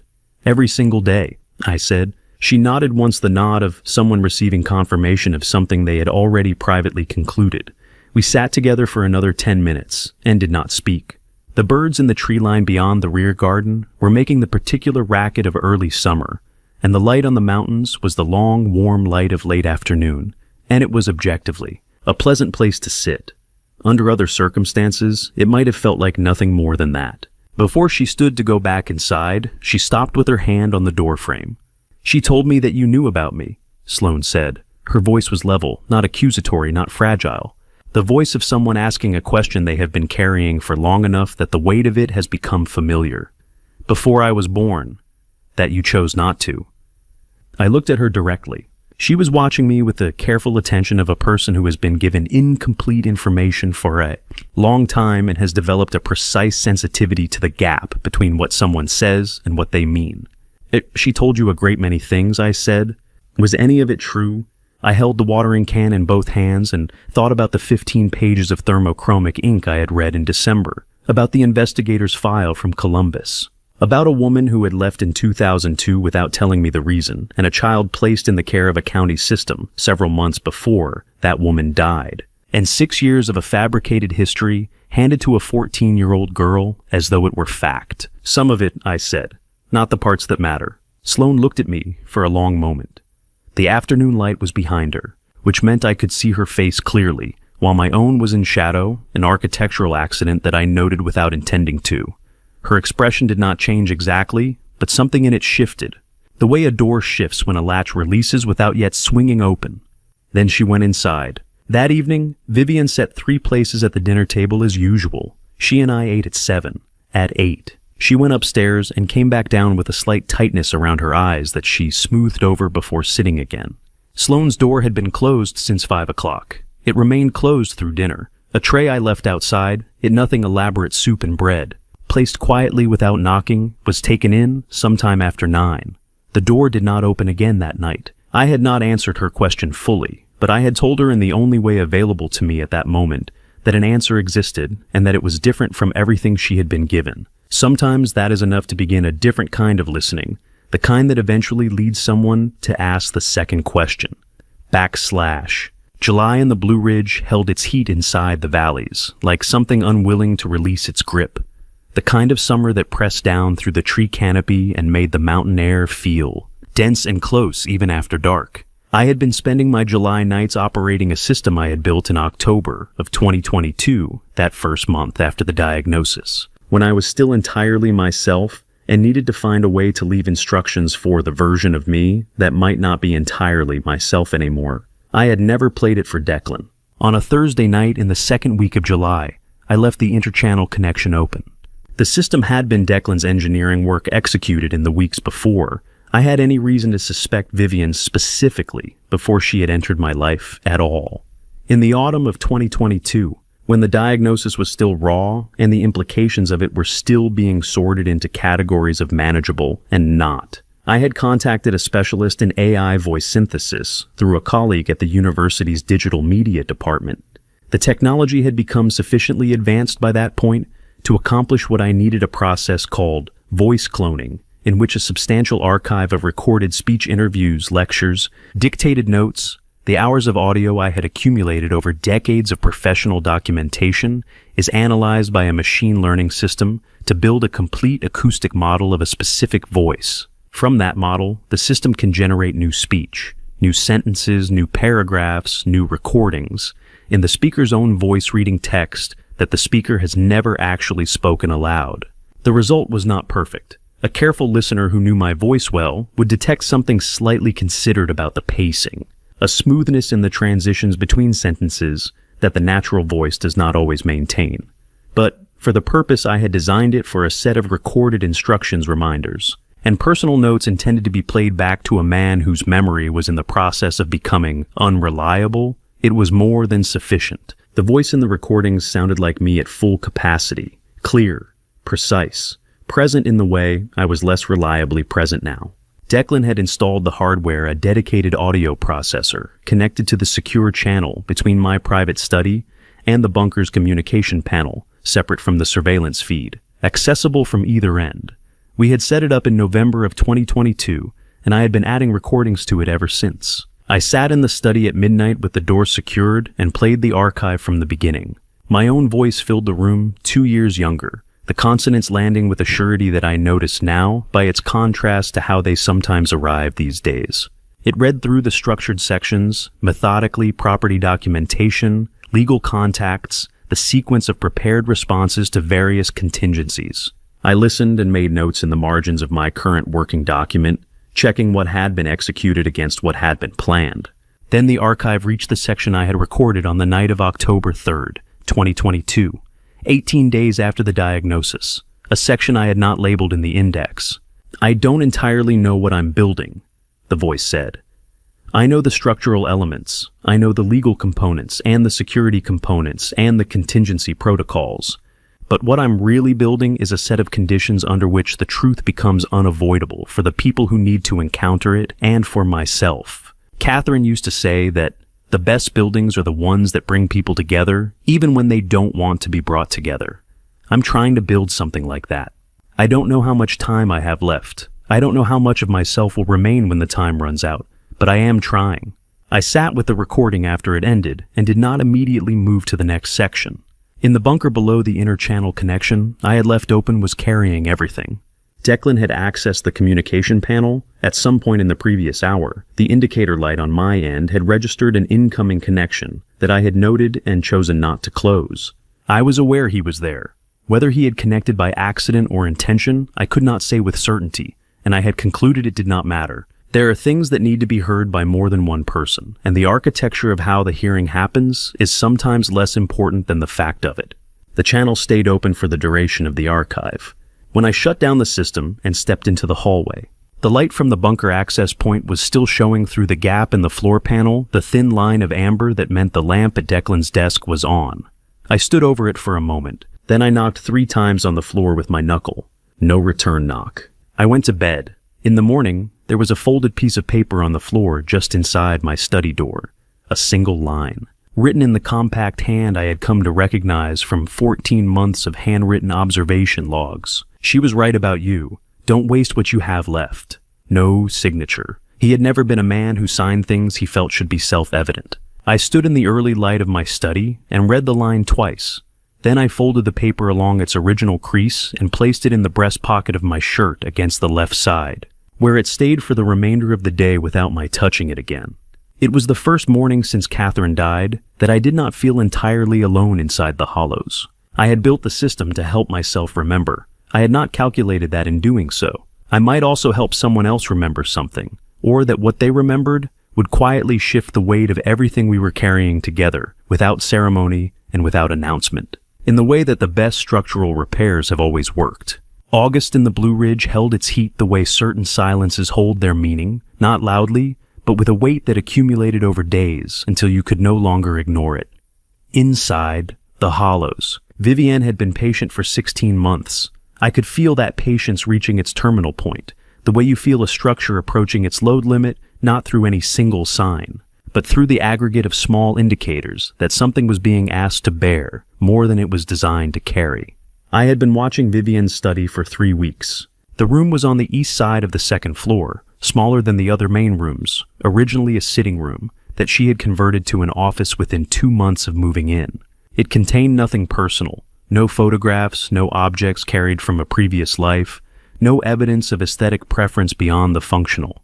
It was the room of a person who understood that personal effects were information and had chosen not to provide any. Through the observation point behind the east wing mirror, I had a partial sightline to the desk and the door. On a Tuesday afternoon in the second week of August, she called Sloane in. I watched from the observation point as Vivienne settled into the chair behind the desk, with the particular composure of someone who has rehearsed a scene enough times that the performance has become indistinguishable from the real thing. She placed a document on the desk surface, not a thin sheaf of papers, but a bound portfolio, the kind produced by an estate attorney's office, carrying the visual authority of official process. The document bore my name as testator. It had been prepared without my knowledge or participation. What Vivienne was describing in language carefully stripped of its legal implications was nominee ownership, a structure designed to receive a transfer of assets and disperse them through a sequence of subsidiary accounts that would make the origin of the funds progressively harder to trace. Under federal law, this constituted money laundering. Under North Carolina general statute 14-119, the document itself, was a Class H felony. Sloan, if she signed, would become the instrument legally liable regardless of whether she understood the mechanism. Sloan sat across from her. I could see her profile, the particular stillness she maintained in Vivienne's presence, the expression she had worn for months that gave nothing away. She nodded at the end of Vivienne's presentation. She said she would look over the documents. She picked up the portfolio and carried it out of the room without signing anything. What I noted watching Sloan leave was not the refusal to sign. It was her hands. Both palms had been flat on the desk edge the entire time. Fingers slightly curled the controlled. Isometric pressure of someone holding something in that they had decided not to release yet. Vivienne watched her go with the recalibration of someone who had expected a different response and was quietly adjusting the timeline. I stepped back from the observation point and went downstairs. I was on the rear terrace at 5:30, attending to the kitchen herbs Catherine had originally planted along the window boxes, a habit I had maintained for 3 years without examining it closely. I had a notebook open on the step beside me, old field notes from a courthouse project in 2019, which I had been reviewing to cross-reference a structural detail I needed. My reading glasses were balanced at the end of my nose, and I had paused momentarily trying to locate the correct page. Sloan came through the back door. She stopped when she saw me. Something crossed her face, a calculation quick and not entirely kind, and then she spoke. "Look at you." Her voice carried the particular lightness of someone delivering something they have been rehearsing. "The great architect. Is this what it comes to? You can't even find your place in a notebook." She leaned against the doorframe with her arms folded, watching me with the flat assessment of someone who has decided the person across from them no longer requires basic courtesy. "You can't remember how to hold a pen properly. You want to build a future for me with what exactly your mind is rubble, and I hate that I carry the name of someone as useless as you." The words were designed to land in a specific place. I knew the target, the part of a man with a deteriorating memory that already doubted itself at 3 a.m, that stood in dark hallways reading sticky notes in its own handwriting. A well-placed cruelty delivered at the right moment can do considerable structural damage to a foundation that is already compromised. I set the notebook down on the step beside me. I did not respond immediately. I looked out at the garden, at the placement of every plant Catherine had positioned by compass and notebook, calibrated to the October light, designed to be at its fullest in the season she loved most. I looked at it for a long moment. Then I looked at Sloan directly. "You've played the role of an enemy very well," I said. My voice was entirely level. "But you've forgotten one thing." I held her eyes without looking away. "The weaker the foundation, the faster the collapse. So, tell me something. Sloan, do you believe you're avenging your mother, or are you watching yourself burn down your own life with both hands and calling it justice?" She did not move. The contempt that had been in her face 30 seconds earlier was gone, not replaced by anything dramatic, but simply absent. The way a sound stops, and the silence that follows is louder than the noise was. Her arms unfolded from her chest. One hand found the doorframe beside her and held it. The arrogance had not retreated. It had simply discovered in the space of one sentence that it had walked into a room with no exit on the side it had expected. What replaced it was something raw, a tremor that started somewhere behind her eyes and worked its way down to her hands before she could stop it. She stood there for a long moment without speaking. When she finally spoke, her voice had lost its rehearsed quality entirely. It arrived the way voices arrive when the performance has been abandoned, and what remains is simply the person underneath it, uncertain and unprotected. Did you know her?" she said. "My biological mother." It was not a question. It was the statement of someone who had already answered it for themselves and was waiting to see whether the person across from them would tell the truth or manage them.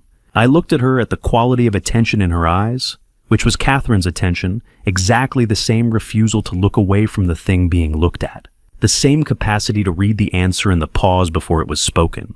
I pulled the second chair around to face her. "Sit down, Sloan," I said. "There are things you were told that were not true, and there is one thing you were never told that is." The portfolio from Vivienne's office was still under her arm. She set it down on the step beside her without looking at it. She sat. For the first time in 21 years, she was about to hear the story of her mother from someone who was not Vivienne, and for the first time, she was ready to listen to it. Not because I had convinced her of anything, but because in the space between her cruelty and my stillness, Something had shifted the way a latch releases without the door yet swinging open, responding not to force but to the specific patient application of the right kind of pressure. The October light was beginning to come long and amber across the garden. Somewhere in the tree line, a bird started its early evening insistence. The Blue Ridge above us went slowly from green to gold to the deep, honest purple of a mountain evening. I began to talk. September brought the first real cold down from the Blue Ridge, the kind that settles into Asheville valleys at night and refuses to leave by morning. Inside the hollows, Vivienne had been suggesting the widow's walk every evening for 4 days. The air will do you good, Edward. You've been inside all week. Each invitation carried beneath it the particular patience of a person who has decided on an outcome and is simply waiting for the conditions to cooperate. On the 5th evening, I gave her the conditions. I had prepared for this specific sequence for 11 months. The net high-tensile carbon fiber mesh stretched across the understair cavity had been load-tested twice using a weighted form, approximating my own body mass. The floor panel below the 3rd tread, counterweighted and hinged, operated by a cable release from the bunker, had been cycled 40 times to confirm it would open within the required window. Declan had rehearsed the retrieval in complete darkness until the movement required no conscious thought. I had practiced the fall itself over 3 sessions until the mechanics carried the specific quality of something unintended, because a fall that looks rehearsed raises questions I could not afford. She came to the base of the main staircase at 8:30, wearing the dark wool cardigan she favored in the evenings, and the ring on her right hand, a near-field haptic controller, capable of activating preset configurations through a specific rotation of the wrist. I had identified it 6 months earlier when Declan cross-referenced the LED array installed in the stair risers. The ring and the array were a paired system. She had been carrying the activation mechanism on her hand every evening for weeks. We began to climb. On the 3rd step, her wrist turned slightly. The change in the light was subtle enough that a person not watching for it would register it only as an atmospheric shift. What it actually represented was the activation of a directional LED array built into the tread risers, working with angled mirror panels concealed within the balustrade. The system introduced controlled discrepancies between what the eye reported and what the inner ear confirmed, the upper steps appearing lower and more distant than their actual position, the floor seeming to shift fractionally. For a man with a documented neurological condition, climbing that staircase in low light, the intended result was a fall consistent with his medical history. I let my weight shift forward on the 6th step. The arm came up the instinctive reach of a person losing balance, fingers finding the balustrade a half-second too late. I went over the railing the way a man goes over when his body has decided, before his mind has finished processing what is happening. The net caught me in under a second, silent and complete. The floor panel opened before the net had fully stilled. Declan's hands closed around both my forearms simultaneously. I cleared the panel. It sealed above me. Less than 5 seconds, beginning to end. Above us through the boards came the sound of Vivienne's footsteps measured unhurried moving toward the entry hall. Then a number being dialed. Then her voice. "I need an ambulance. My husband, he fell. He went over the railing. I can't see him anywhere." In the bunker, Declan was already at the monitor. I came to stand beside him. Sloane was at the upper railing. She had come out of her room in the same window of time as the fall. On the monitor, her face was low resolution, but the body language required no clarification. She was gripping the railing with both hands, not the casual lean of someone curious about a noise, but the locked grip of someone whose body had responded before their mind had time to process it. She was looking at the place where I had gone over. Then she was looking at Vivienne. Vivienne stood in the entry hall below, phone pressed to her ear, free hand raised to her mouth in the gesture of a woman barely containing distress. The performance was technically precise, the right amount of breath between sentences, the tremor placed at the correct syllable, the voice breaking at exactly the moment a dispatcher would expect. It was the construction of someone who had rehearsed grief until it was indistinguishable from the experience of it. Sloane watched it without moving. I had seen her stillness before in the observation point across the garden steps at the kitchen table. But this was different. Not the controlled neutrality of someone managing their reactions in shared space. This was the stillness of someone who has seen 2 things simultaneously and understood in the same instant what their conjunction meant. On one side, a man going over a railing. On the other, a woman who did not move. Not a reflexive lean, not a half step forward, Not even the involuntary shift of weight that protective instinct produces in most people before the conscious mind has engaged. Vivienne had stood on the fourth step and watched with the stillness of someone observing a scheduled event. Then she had walked to the entry hall and dialed with the unhurried precision of someone completing step 2 of a plan whose step 1 had just executed successfully. In the bunker, I thought about what was moving through Sloane at that moment. 2 days earlier, she had stood on the rear terrace and told me my mind was rubble. She had delivered the line with the fluency of someone who had been carrying it long enough that saying it felt like relief. She had believed at that moment that she was speaking a truth she had earned the right to deliver. Now she was standing at the upper railing of the same house watching the woman who had given her that line perform grief for a dispatcher. And the line was playing back to her in a context that made its origin visible for the first time. Not her words. Vivienne's words borrowed shaped-handed to a 14-year-old girl as a weapon, and aimed at a target the girl had never been permitted to know clearly. The phone call ended. Vivienne lowered the handset and stood alone in the entry hall, believing herself unobserved. The expression that crossed her face in that unwatched moment lasted no more than 3 seconds before the composed grief was reinstalled. But 3 seconds on a direct camera angle is enough. Sloane saw it. On the monitor, I watched Sloane's face. I could not read her from that distance, and that resolution the camera gave me posture, not interiority. What it gave me was this: both hands locked on the upper railing, no movement toward the stairs, no call downward, no gesture of any kind in Vivienne's direction. Just the body of a person who had seen 2 things at the same moment and had gone completely still while processing what their conjunction meant. Vivienne finished the call, lowered the handset, stood alone in the entry hall, believing herself unobserved. The expression that crossed her face in that unwatched 3 seconds before the composed grief was reinstalled was visible on the monitor. It was also visible from the upper railing. To anyone who happened to be standing there, Sloane was standing there. She did not move from the railing. She did not say anything. But her hands, when she finally released the rail, did not grip it again. She stood above the woman who had raised her and looked at her. And whatever she was looking at, it was not the same thing she had been looking at before the fall. The 3 days after the staircase were the quietest the Hollows had been in 16 months. Not the genuine quiet of a house at rest, the performed quiet of a theater between acts, when the stage is set and the lighting is prepared, and everyone who knows what is coming has already taken their position. Vivienne moved through those 3 days with the composure of a woman who had rehearsed her grief long before she needed it. She filed the missing persons report on the first morning, received 2 responding officers with the precise measure of distress the situation required, and answered their questions in the voice of someone barely holding herself together for the sake of being useful. It was an accomplished performance. I watched all of it on the monitor from the bunker and noted, as I had noted many times before, that the most dangerous quality Vivienne possessed was not her patience or her intelligence, but her absolute conviction that she was the only person in any room who understood what was actually happening. On the evening of the 3rd day, I corrected that assumption. At 9 o'clock precisely, the subwoofers began. The infrasound started below the threshold of conscious perception.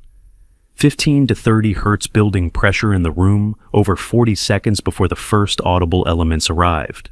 By the time the directional speakers introduced the sound of metal expanding under stress in the walls, the body was already primed. The nervous system was already interpreting the environment as dangerous. The mind was catching up to what the body had decided nearly a minute earlier. Then came the sounds of glass fracturing at a distance of masonry, separating along a joint of a structure, communicating with considerable authority that it was coming apart at its core. The lights went next, sequentially top floor to ground floor, each circuit dropping in the 4-second intervals. The house went dark in stages, the way a structure loses power when the main feed fails progressively rather than all at once. 20 seconds from first to last. By the end of it, the Hollows was running on emergency lighting, only the low amber strips along the corridor floors, leaving the primary rooms in deep shadow. Through the monitor in the bunker, I watched Vivienne come off the 2nd floor landing at a run. She came down the stairs the way people descend, when they are no longer thinking about the stairs, fast one hand on the rail, attention already in the room below. She was calling Sloane's name before she reached the bottom. Sloane met her in the center of the living room. For a moment, the 2 of them stood in the near dark with the sound of the house's simulated dissolution, working on them from every direction. Then Sloane grabbed Vivienne's arm. "What did you do?" Her voice cut through the ambient noise with the precision of someone who had been holding that question for exactly this moment. What did you do to him? What happened next was not something I had fully calculated, because there are limits to what can be calculated about a person who has spent 16 months maintaining a structure of self-control and suddenly finds every external support removed simultaneously. Vivian's composure came apart, the way overstressed materials come apart, not gradually with warning signs, but completely. At the moment, the load finally exceeded every component's capacity at once. It came out in the order it had happened. The wax compound, the specific compound Sloane had synthesized in the attic laboratory, presented to her as a research formula, applied to the floors of a house where a man walked barefoot every morning. The mechanism of dermal absorption, the timeline Vivian had mapped against the acceleration of Edward's symptoms. The false will, the bound portfolio bearing my name as testator, prepared without my knowledge. Designed to make Sloane the legal instrument of a transfer Sloane had never understood she was being positioned to execute. The Delaware LLC. The biometric device. Reynolds and his fabricated reports. The staircase 3 days ago. The ring, the LED array and the risers, the moment she had stood on the 4th step and watched and not reached out. Every element, every name, every amount. Sloane released Vivian's arm. She took one step back, then another. The distance she created was not the retreat of someone overwhelmed. It was the repositioning of someone establishing the geometry of a new relationship to the person across from her. When she spoke, her voice had lost every quality I had heard in it on the rear terrace 2 days earlier. The fluency was gone. The rehearsed delivery was gone. What remained was something that had not been handed to her by anyone. "You turned me into a monster," she said. "You put the words in my mouth and the compound in my hands, and you aimed me at my own father." And I said it. I stood in front of him, and I said it. A pause short, controlled the pause of someone who is not losing composure, but is choosing precisely where to place the next sentence. "You didn't use me to hurt him. You used me to make me hurt him myself, so that I would have to live with that." Vivian reached for her hand. Sloane pulled her arm away. The movement was not violent. It was final, the physical articulation of a decision that had already been made and did not require renegotiation. In the bunker, Declan and I watched the central monitor without speaking. The 11 cameras covered the same room, from 11 angles, the same 2 faces, the same space between them. The same air that now held everything Vivian had said inside it, like a structure that could not be demolished once built. Declan reached across and pressed the confirmation key on the encrypted drive interface. The timestamp locked. Every word, every name, every figure recorded, time-stamped. Admissible under North Carolina, one-party consent law going nowhere except into evidence. He looked at me. "That's enough," he said. "And that's enough," I said. Below the floors of my own house in a bunker, built on the bones of a wartime relay station.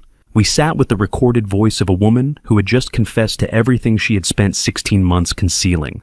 Above us, the house held its new silence, not performed, not engineered, but the specific silence of a room in which the last false thing has finally been said out loud.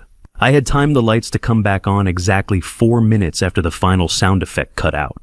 4 minutes of complete darkness is a long time, long enough for the truth to settle into a room like something physical, dense, and immovable. I had designed the interval with that purpose in mind. Not punishment, architecture, give a space the time it needs to do what it was built to do. The living room came back into full light at 9:17. Not the warm amber of the house's evening setting, but the cool white of the overhead circuits, the working light. The light of a room being used for something that required clarity rather than atmosphere. I had switched the system from the bunker before coming upstairs, because I wanted the room to look exactly like what it was, a place where an accounting was taking place, and where the numbers were not going to change.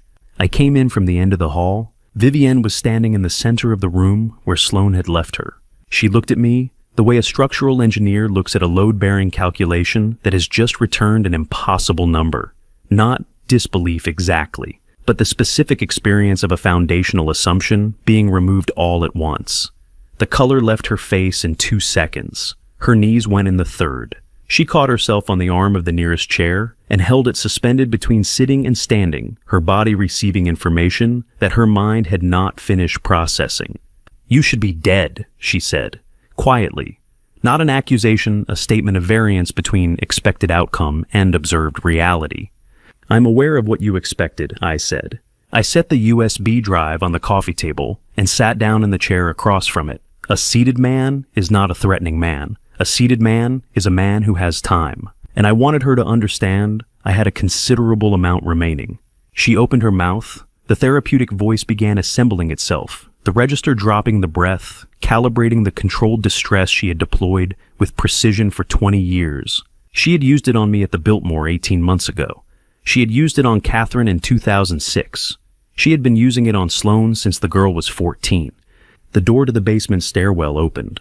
Declan stepped into the room.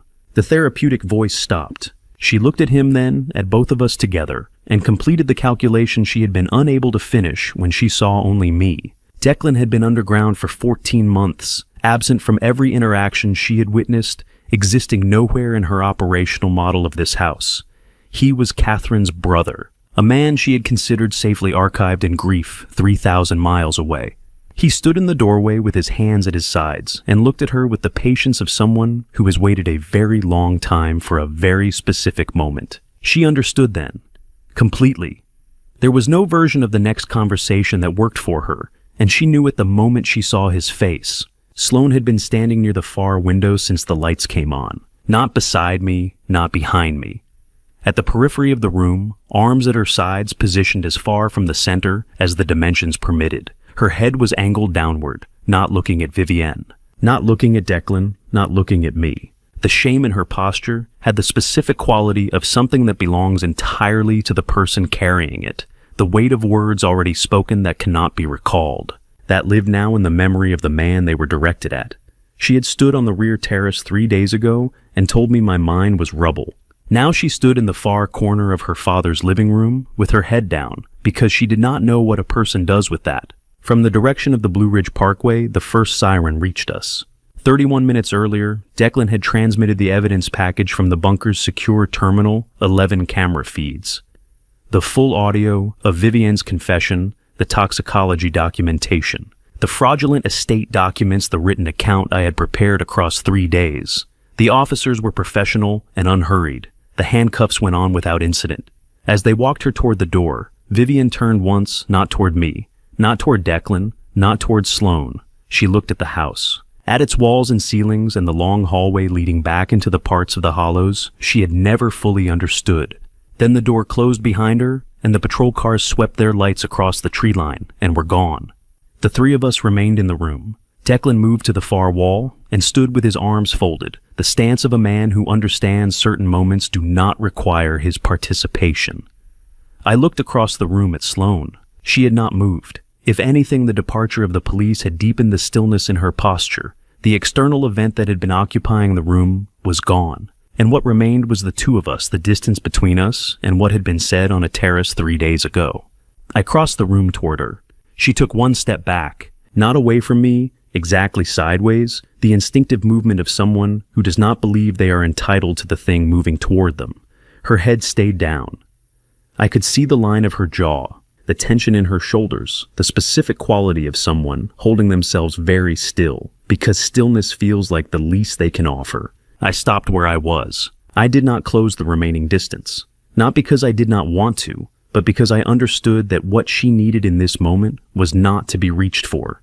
What she needed was to be waited for, the same patient wait of a person who has somewhere to be and is in no hurry to be anywhere else.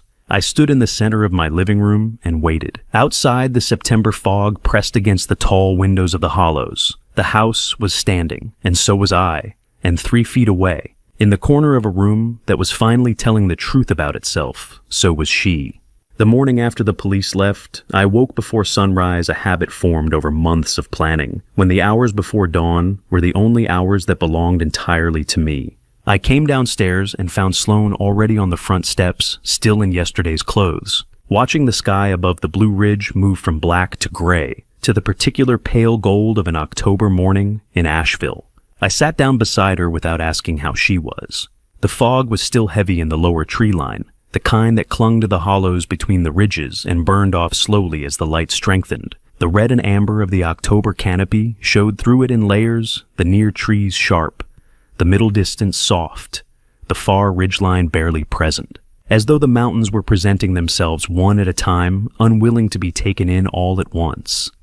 It was the kind of morning Catherine had loved most, the most honest light, she used to say, the kind that shows you exactly what is there and nothing more. I had been sitting beside Sloane for perhaps 10 minutes, preparing in my mind the first sentence about Catherine, how to begin a story that had been waiting 21 years for the right listener when she spoke first.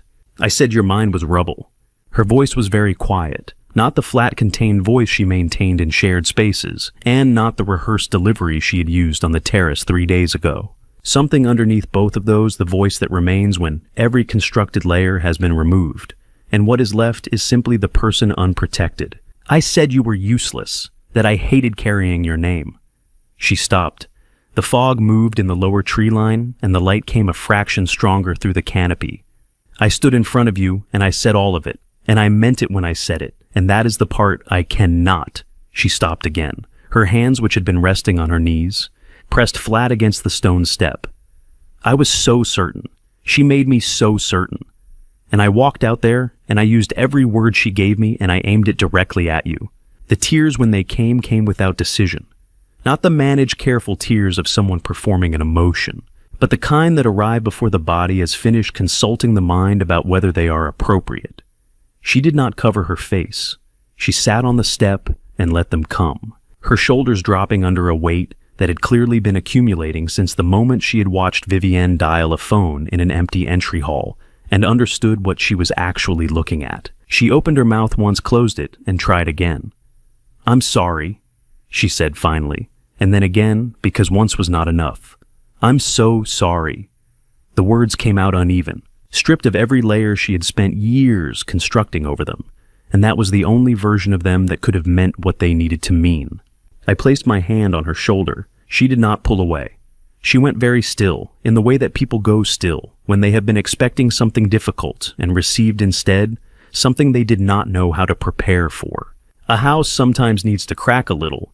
I said, before you can see which part of the foundation was strongest all along, my daughter. She turned her face toward me, her eyes red at the edges and entirely unguarded, were Catherine's eyes the same quality of attention, the same refusal to look away from the thing being looked at. I had seen that quality across a kitchen table every morning for 8 years. I had not expected to find it here on these steps in this light.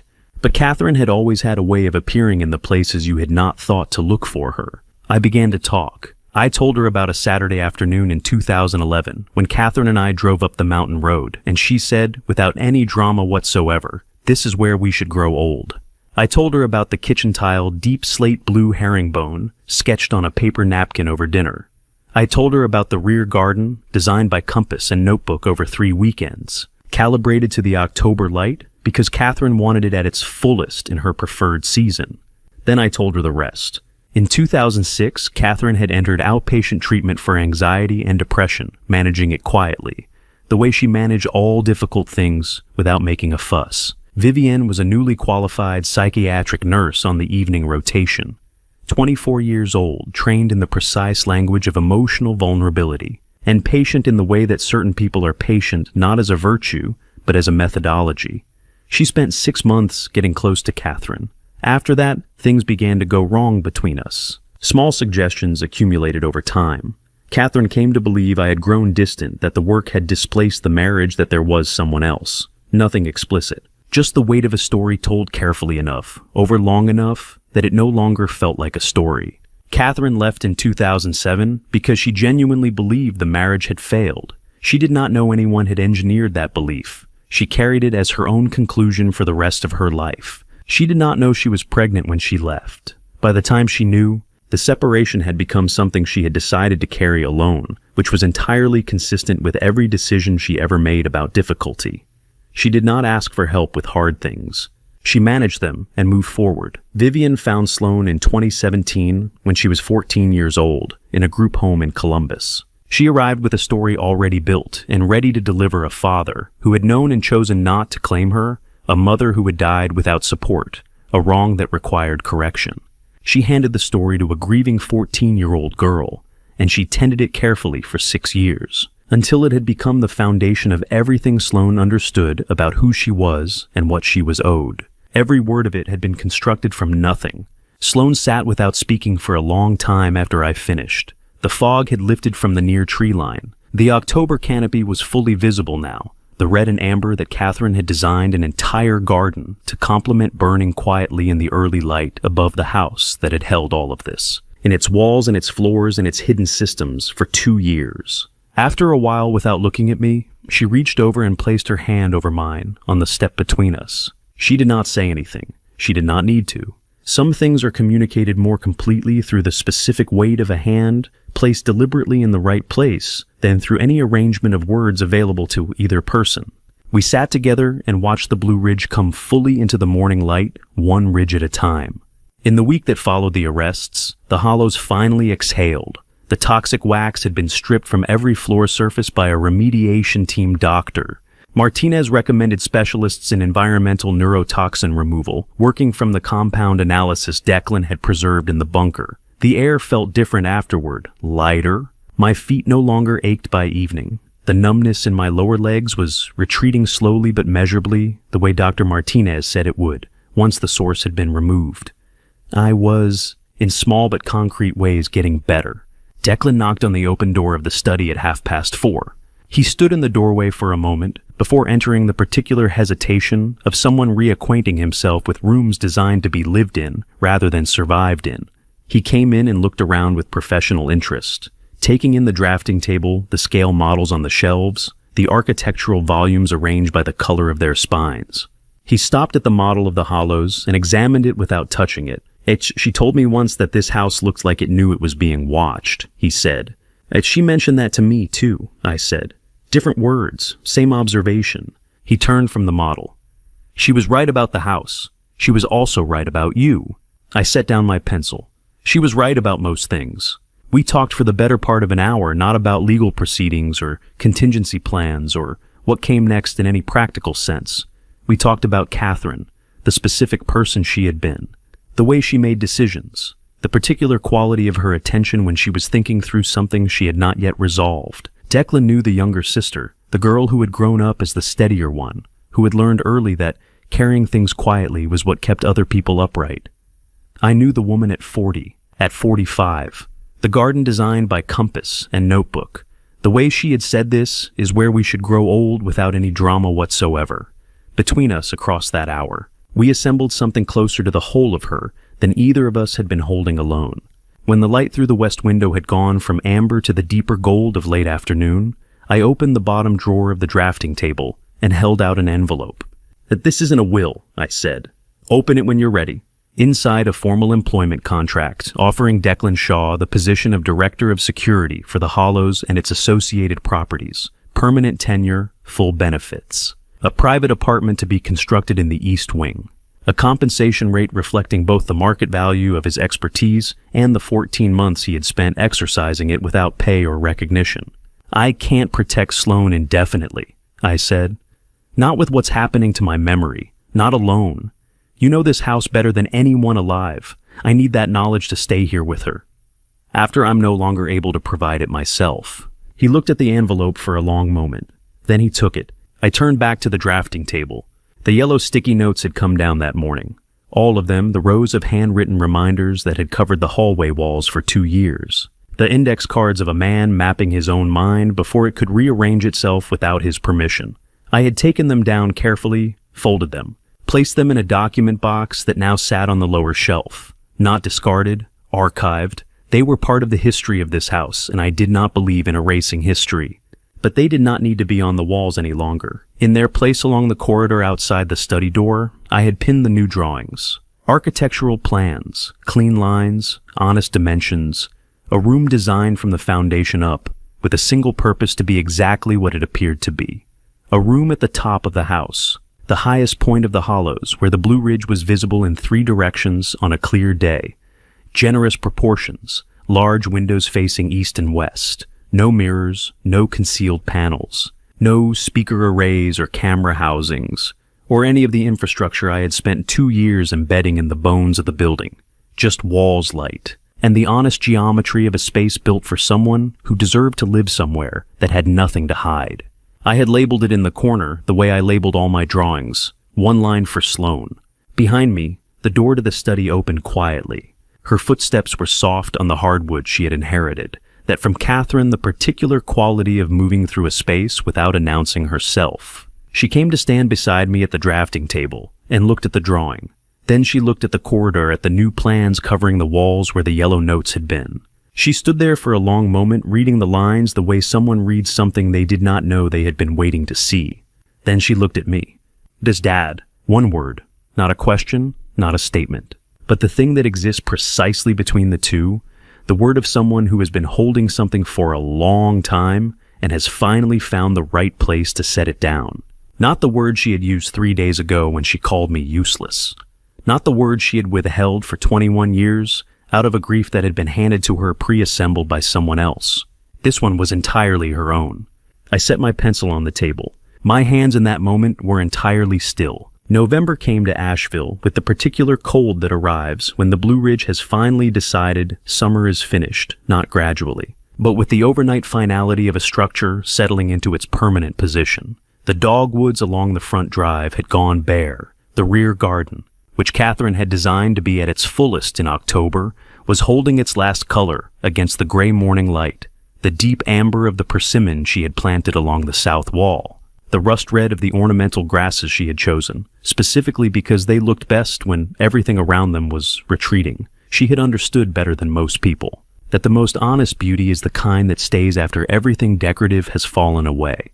Inside the hollows, the house had arranged itself into something I had not designed for, and had not fully anticipated a life that resembled with increasing accuracy the thing a house is actually built to contain. Vivian Calloway occupied the ground floor. The court had granted house arrest pending trial on one specific condition: she was to remain within the walls she had tried to steal. My attorney had done more than confirm the arrangement raised no legal issues. He had written it into the house arrest order itself, submitted to and approved by the presiding judge as a specific condition of Vivian's confinement at the Hollows. She had chosen the house because she believed she was choosing the more comfortable option. She had not fully calculated what comfort meant in a building she no longer controlled, in a house that remembered everything. Every morning at 7, the ground floor speaker system began its cycle, not the simulated sounds of structural collapse I had used in September. Something quieter and considerably more permanent. A single audio file 43 minutes long, playing at a volume just sufficient to fill a room without constituting harassment under any measurable legal standard. A threshold my attorney had confirmed, and the court had accepted. Her own voice, the full recording from the night of the confession, every name, every amount, every action described in the present tense of someone who had just watched 16 months of self-control dissolve in a darkened room. The wax compound, the biometric fraud, the forged will, the staircase and the ring on her right hand, and the 3 seconds she had stood on the 4th step and watched without reaching. I had not designed this as punishment precisely. I had designed it as context. A person awaiting trial for the crimes she committed should not be permitted to spend the intervening months reconstructing a self-narrative in which those crimes did not occur. The recording prevented that. Every morning before she had her coffee, Vivian Calloway was reminded in her own voice of exactly what she had done and in exactly what order she had done it. The court had agreed that this was appropriate. The court had in fact signed it. I was on the 2nd floor balcony when she came into the front sitting room on the 4th morning. She had not known initially that I spent the early hours there. She discovered it on the 3rd day and had not looked up since, which told me with considerable precision exactly how she was processing her current situation. A woman who does not look up at the person watching her is a woman who has decided that acknowledgement would cost her something she is not prepared to spend. She had spent 16 months calculating costs and benefits with the precision of a structural engineer. She was still doing it. The difference was that the structure had already failed, and she was the only one in the building who had not yet fully accepted the assessment. On the 4th morning, she looked up. I was reading. Coffee on the rail beside me, the Blue Ridge moving from its early gray into the clear pale blue of a November morning, cold enough for a jacket, not yet the deep cold of December. I looked down at her over the edge of the newspaper. Our eyes met for approximately 3 seconds. I did not say anything. I did not need to. The architecture of the moment said everything that required saying a man, in his own house, on his own balcony in reasonable health, reading the morning paper. A man who was supposed to be dead. A man whose continued existence was the most complete refutation available of every calculation she had built her plan upon. There is no courtroom argument, no legal maneuver, no reframing of evidence that accomplishes what a living person accomplishes simply by being present and coherent in the morning light. She looked away first. I went back to the newspaper. Behind me, through the open study door, I could hear the quiet sounds of the house operating, as it was supposed to operate.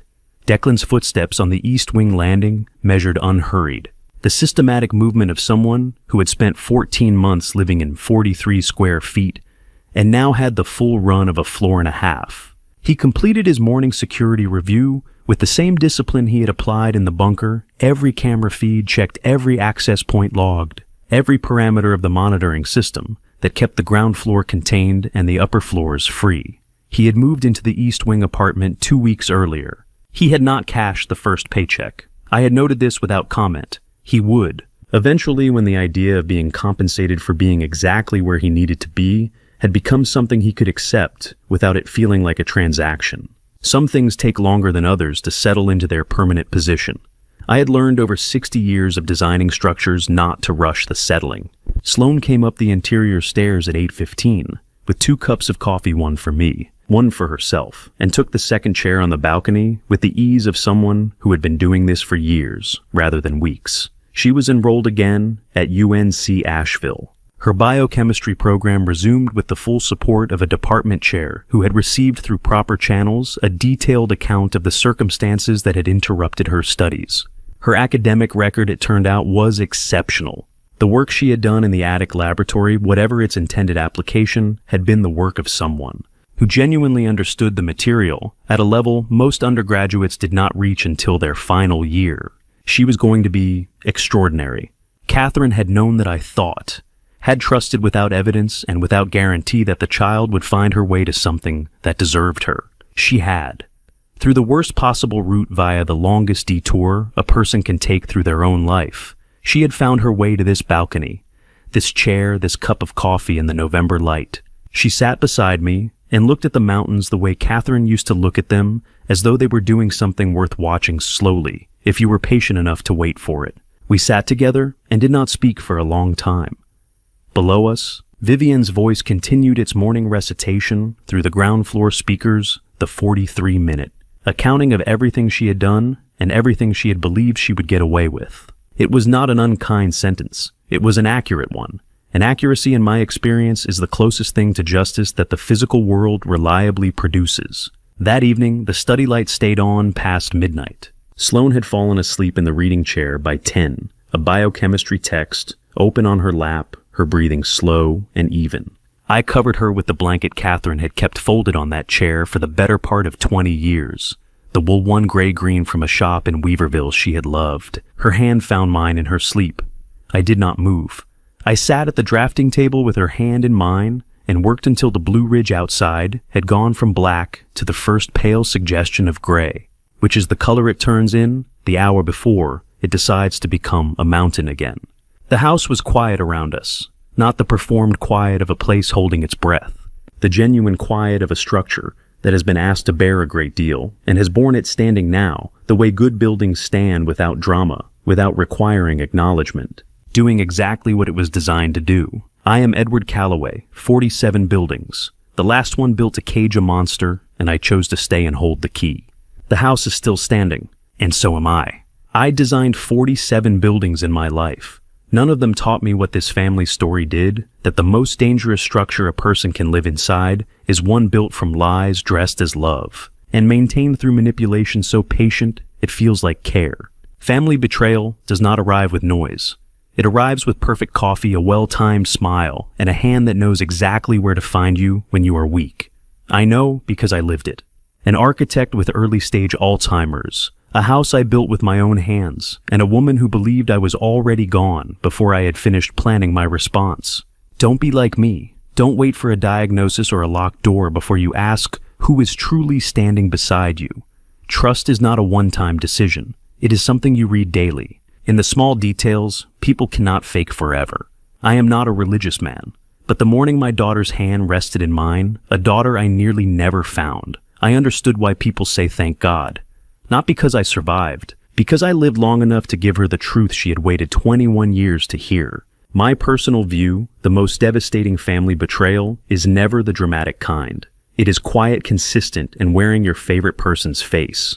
This is my family story. I hope yours is lighter. If this story of trust survival and family betrayal moved something in you, leave a word below.